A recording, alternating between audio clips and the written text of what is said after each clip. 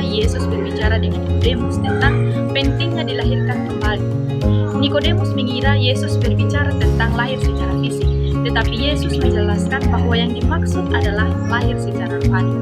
Dilahirkan kembali berarti menerima hidup baru dari Tuhan dan mengalami perubahan hati. Hidup baru ini membuat seseorang mulai meninggalkan kebiasaan dan belajar hidup sesuai dengan kehendak Tuhan. Orang yang sudah dilahirkan kembali akan belajar hidup dalam kasih, kejujuran, kesabaran, dan kebaikan kepada sesama. Jadi, dilahirkan kembali berarti Tuhan memperbarui hidup manusia supaya menjadi pribadi yang lebih baik dan hidup dekat dengan Selanjutnya kita akan membahas peran Roh Kudus dalam kelahiran baru. Yesus berkata bahwa setiap orang harus lahir dari air dan roh. Artinya, manusia memerlukan pembaharuan hidup yang berasal dari Tuhan. Kelahiran baru bukan hanya tentang perubahan dari luar, melainkan juga perubahan hati dan hidup yang dikerjakan oleh Roh Kudus. Roh Kudus juga berperan untuk menyadarkan manusia akan dosa-dosanya.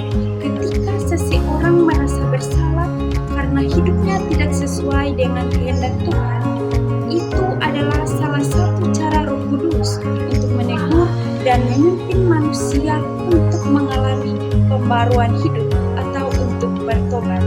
Dan Roh Kudus juga menolong seseorang untuk meninggalkan kehidupan yang lama dan mulai hidup menurut kehendak Tuhan. Manusia tidak dapat berubah sepenuhnya dengan kekuatannya sendiri. Karena itu, Roh Kudus memberi kekuatan dan menolong manusia supaya orang percaya dapat hidup benar dan sesuai dengan kehendak Tuhan. Walaupun Roh Kudus tidak terlihat, namun pekerjaannya dapat dilihat melalui perubahan hidup seseorang yang lebih baik dan lebih dekat dengan Tuhan.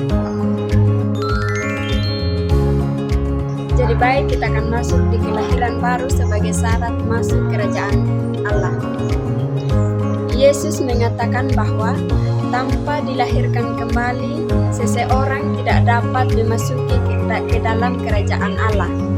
Artinya, hidup baru sangat penting bagi setiap orang yang percaya masuk kerajaan Allah.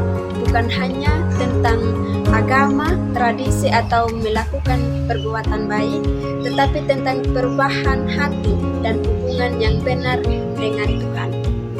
Tuhan ingin manusia hidup dalam kasih, kebenaran, dan ketaatan kepadanya. Orang yang sudah dilahirkan kembali akan berusaha meninggalkan dosa dan hidup sesuai firman Tuhan. Walaupun manusia tidak sempurna, Tuhan terus membimbing orang percaya untuk hidup lebih baik setiap hari.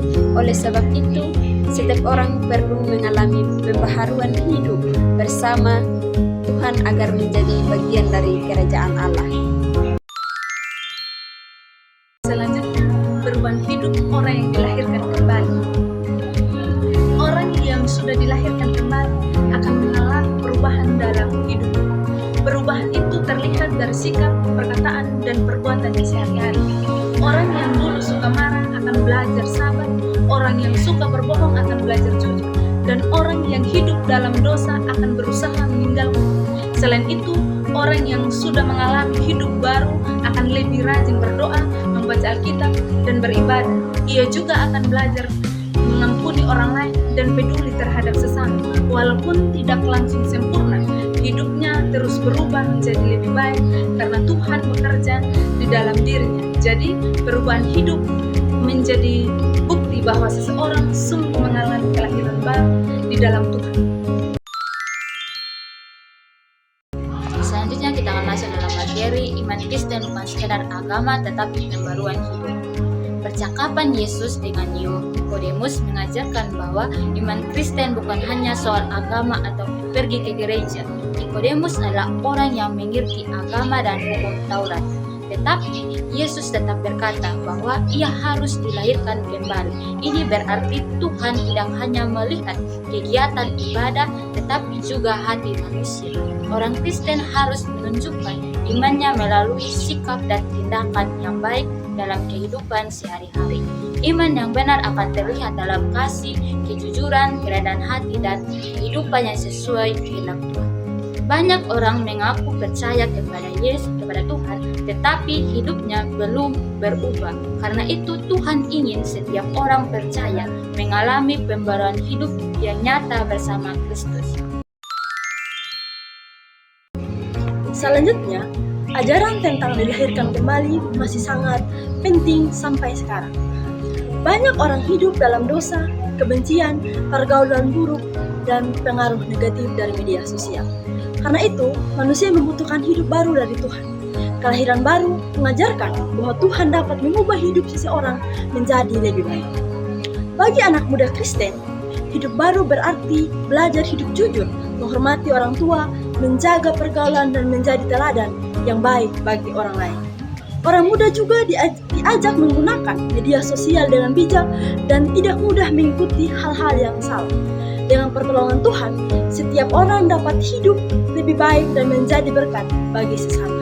Jadi, dilahirkan kembali berarti hidup baru bersama Tuhan yang membawa perubahan nyata di dalam kehidupan kita hari lepas hari. Dan terakhir kita akan masuk pada kesimpulan dari refleksi kita. Dilahirkan kembali dalam Injil Yohanes pasal 3 adalah hidup baru yang diberikan Tuhan melalui Roh Kudus. Yesus mengajarkan kepada Nikodemus bahwa setiap orang perlu mengalami pembaruan hati untuk masuk ke dalam kerajaan Allah. Orang yang dilahirkan kembali akan mengalami perubahan hidup dan belajar hidup sesuai dengan kehendak Tuhan. Dengan demikian, kelahiran baru berarti hidup yang diperbarui oleh Tuhan menjadi lebih baik. Sekian refleksi dari kami kelompok 5. Terima kasih sudah menonton. Tuhan Yesus memberkati. Dadah.